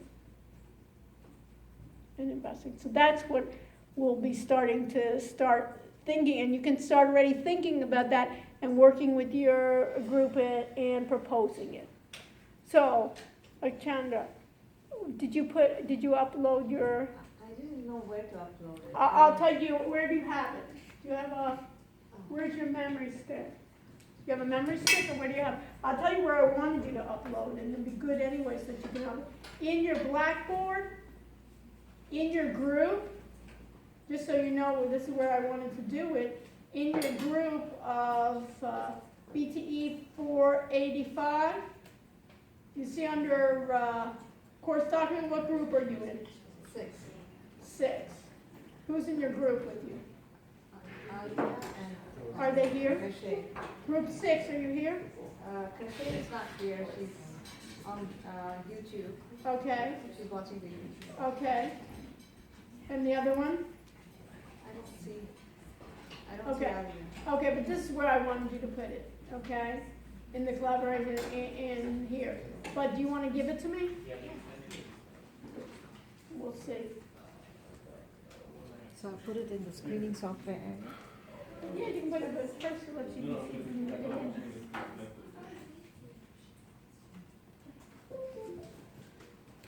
Let's see here. Is it under, where is it? Is this it? Where are you? Okay, let's see. Okay, so you want me to do it here? This, okay? Okay, so, folks, Chanda is how you pronounce your last name. Yes. This is Dr. Chanda, who is a professor of clinical pediatrics at the University of Miami, who's part of our class. I met her last semester. She came, she had a project that somebody kind of wrangled her to say, go see Dr. Russian and maybe she can help you. And then as we were speaking, I said, and she's also taking the and I said, you know, I have a class where also masters in translational research students take. I've had, you know, other physicians from UM and other places be there, and I said, our students took some of their projects and did it in this project, and she said, oh, well, I'm in translational research program, so I said, well, join me this semester. So we have the honor to have her in this seminar. So what I asked her to do is give us an idea of what her project wants to do. I can be kind of like we'll co-present together if you don't mind, and give our feedback. And this is an area that's a possibility for us to do a project in. And also, it's great that we have her in our class to be able to give her perspective of being a physician and what are her areas. And basically, you remember the areas in meaningful use of engaging patients and families in that first area? These were kind of areas in which you wanted to speak on. So if we can... Well, I'm very honored to be here. Thank you. Well, it's my honor. So it's everybody's honor. And I'm honored that these folks are here with me too. Okay. So I'm a pediatric nephrologist, and my specialization is specifically in the area of kidney transplantation in children. So children get a kidney transplant because of congenital kidney disease, which occurs in about 50 to 60% of children who require transplant. And in the other 40%, it's from disease that they acquire as they're growing up. Okay, so kidney transplantation has been performed in children since the 1970s, and initially the results were not very good. But you know, as time went on, the results are much better, and the 1-year survival of the kidney transplant is about close to 98, 99%. So it's really very good. And there are some children who require dialysis before transplant, about 75 to 70 to 80%, depending upon the center. And some children get a kidney transplant bypassing dialysis. So what happens when they go into kidney failure? They delays the child's growth. They develop bone disease. And then they have anemia, high blood pressure in some situations. But in terms of their quality of life, it really hinders their quality of life because they are not able to be in par with their peers. They do lag behind in their educational development, and some of them become underachievers. So when they are recipients of a kidney transplant in their childhood, they have very little insight into their transplant, because when they're transplanted at the age of 2, 3, or 5, or even 10, they know very little about themselves. The parent is actually, managing all their medications. Some parents don't even tell them, when they turn 11 or 12, that they even had a kidney transplant. They want to keep it a secret. So that's not very good either, because as they grow older, they need to know what's happening with them, and they need to transition into adulthood. So some of them do have difficulty transitioning into adulthood. So kidney transplant is associated with a better quality of life, but there's one important issue. When you have a kidney transplant, most of the time people are not identical to each other. The only people who are identical are identical twins. So you're introducing a foreign organ into the body, and they have to be on immunosuppressive medications for life. So this is something that is a must, and that strict adherence to the medical regimen is really, really important. So when children go into their adolescent years and become teenagers, or even into their young adulthood, when they don't realize the importance of that, they can lose their kidney transplant. So, as I said before, many of them have become educationally they become a little deficient, and literacy is important to achieve what we call functional health literacy. So they need to have health literacy in the context of what's going on with their health. And functional health literacy is important to transition into adulthood. So if you look at this graph, this was done in a nationwide study of children who get transplanted and then young adults. So this looks at the incidence of graft failure in this population of people from the age of 1 to about 40, and then the incidence of graft failure is the highest between the ages of 17 to 24. And that's because that's the age that they're transitioning into the adult providers. And adult providers are not like pediatric providers. We are very kind, and we really take our time talking to the patient. Whereas if all of us are adults, when we go into an adult provider, how long does a doctor spend time with you? About 3 minutes, maybe 5 minutes, and that's it. And that's not adequate for patients who have kidney disease, especially if they've had kidney disease since childhood. So they need to learn how to advocate for themselves and learn about themselves so that they know what to do. They need to learn how to self-manage, and also learn when to seek help. So poor health literacy is associated with non-adherence and poor self-management and chronic illness. And if you have poor health literacy, how are you going to understand any of the prescriptions that are prescribed? And if then a person also doesn't have enough knowledge about their disease. So it's so modifying this poor health literacy and addressing it is actually a modifiable barrier to adherence. So then I got interested in this aspect of health literacy for the adolescent age group, so that they know enough about themselves as they grow into adulthood and fly out into the adult world. So as I looked more and more into this, and I interviewed a lot of nephrologists and hospital administrators, because I did that also as part of the course in my master's program, I realized that it's not just the adolescents. About 50 to 60% of adults have poor health literacy. So then I asked an administrator who was in Sacramento and who was in Chicago, and then came down to Miami, and I said, do you think there's a difference in health literacy between the people in Sacramento versus the people in Chicago versus the people in Miami? He said, absolutely not. Poor health literacy is prevalent in every city. And how do you define poor health literacy? The ability to understand their medications and to understand their disease process is in the context of a kidney transplant. And I guess that would apply to any chronic disease or any disease. Probably. Yeah.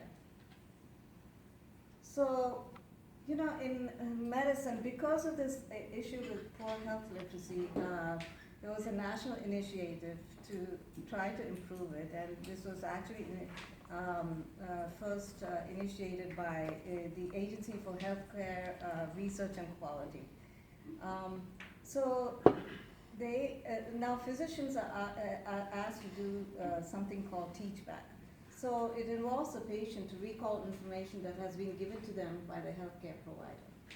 So it's not necessarily the physician who's asking the question, it may be the nurse who's winding up and sending the patient away after they've had the encounter with the physician. So, from the physician to the nurse who's trying to provide the information to the patient, there may be some information loss. But not only that, when we talk to each other or when you hear a lecture and I'm equally guilty, only part of the information actually Right. gets to my brain. And the same holds true for, people who are ill and people who have chronic illness. And Yeah, how many times, basically- and whether you're in such a severe place or anyone going to the physician, how much do you even remember what's happening? Right, exactly. Okay, So, more so in patients with chronic kidney disease, they do have some issues with cognition, and as their degree of kidney function decreases, it really, kidney failure affects cognition. right. So, the objective of a project that I started was to create a web-based program that enables the patient to answer a questionnaire about their basic health condition and medications, and eventually create a modifiable and simple synopsis of their personal health record with the help of the healthcare provider. And the secondary objective was to determine the program will improve knowledge of medications and ability to answer simple health-related questions in adolescent and young adult kidney transplant recipients. So the conceptual model was, I decided this is how this should look, and it should be a digital program. So the patient comes in, maybe a 13-year-old, patient who should at least know the date of transplant. And believe it or not, most of them don't know. It's something they learn. And then many patients don't know their allergies. This is something they start learning, because my idea was this is a digital program that they have to use at every clinic visit. So initially they don't know. As they keep doing it with every clinic visit, they should really start to know with repetition. So then any current problems, including hospitalizations, and then they key in their medications. And they also asked a question about, whether they missed any medication the past week. And then I asked them about some important lab results, and maybe 2 or 3 lab results, which are important to know, their weight and their blood pressure. Give them a little quiz. If they had any comments, they would put that in. And then, if there are any mistakes made on it in terms of medications or allergies, the physician makes a correction and then gives a corrected version back to the patient. So this was the idea, and in between there were videos, very short videos about why we are asking these questions, videos about the medications, and videos about significance of lab results. So I did this with actually a 50-year-old man who has end-stage kidney disease, and he has permitted me to say that about him. So he was personally very interested in doing this. So this is the prototype that we created, and it was a low-budget prototype. So if you look at the top, there are 3 menus: a patient questionnaire, and then, that's a review patient questionnaire, patient view. All this is not written well; it has to be written better, and then some securities such as exit and stuff like that. So the idea here is they're going to play the video, and you wanted the video to be entertaining, right? And then they're going to do quizzes, and then basically, if you're successful, it's that they'll be able to know more about themselves and their disease. Mm-hmm. Is that That's the right. objective? That's the objective of it, absolutely. So, Okay. So each successive screen had, 1 or 2 questions. I didn't want to overwhelm them with too many questions in one screen, because then they lose interest and they'll skip screens. So you need to make it engaging enough. Right. So, and then listing their medications. So, and then we also asked if anybody helped them with their medications. Some patients were smart, they wrote their medications on a smartphone and then copied it from that, which is okay too. Nobody expects them to remember Yeah. everything. So I'm just gonna show you one of the videos. Hi, I am your kidney genie, and I'm here to talk to you about your transplanted kidney. First, I want to tell you what your kidneys are and what they do. Your kidneys are organs inside your belly or abdomen. Many people have two of them. When you get a kidney transplant, you usually get one kidney. The kidneys filter and clean your blood by getting rid of waste you don't need. When they do this, they make urine. Your kidneys also control and regulate other things in your body, such as your blood pressure. Your kidneys keep a balance of important things called electrolytes in your body, such as sodium, potassium, phosphorus, and bicarbonate. Your kidneys also get rid of extra water in your body. You got a new kidney because your old ones were not working well. It is like your body could not take out the trash. Do you know the date you got your new Okay, kidney? so then the next. It was a great day and the start of a new life for you. So what would If you you were on like? dialysis, So we got the idea. you What do would you like, Dr. Chandra? You have this runs what? On what type of platform? They run it on a tablet? What do they run this on now? So, for the purpose of the study, I actually had, we ran it on a computer, but we can run it on a tablet, and we can even run it on a phone. Okay. So what would you like? What are your difficulties here, and how to, basically, this is what I wanted everybody to think about for their project is what's the problem? What's available now? How are you going to solve that uniquely? And then later on, what you have to do is, what's the revenue model? How are you going to get this funded? Whether it's grants, whether it's certain ideas. But that's for your project. And in terms of you have this as kind of the prototype. Where do you want to go from here? What's missing here, and what do you want to First proceed? of all, I want to make it look more sophisticated. Okay. The problems that we've had with it is a firewall. It depends on the internet. And if the internet is weak, I can't use it. Those were the two main problems. And I wanted, the other issue is that, we can't show this video all the time at every clinic visit. There are teenagers or young adults who are going to feel bored about seeing the video. Yeah, then it looks too. Right.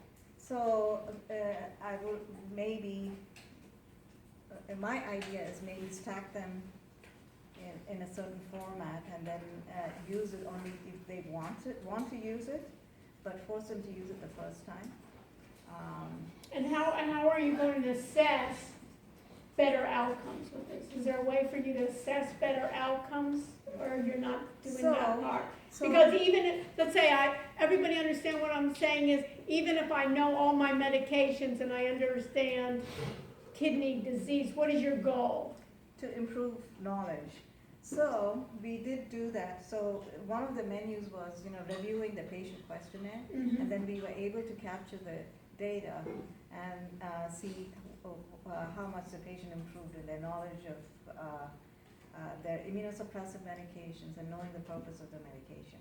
So they did improve their knowledge, but this was just over a 3-month period. Right. And it was not a whopping increase, right? But there was some increase. And what we hope to see is, with the repetition, that they do improve their knowledge. And whether that translates to improved adherence is the really big question. In this little study, there were 2 who actually improved their knowledge, but they just were non-adherent because they just, weren't motivated enough.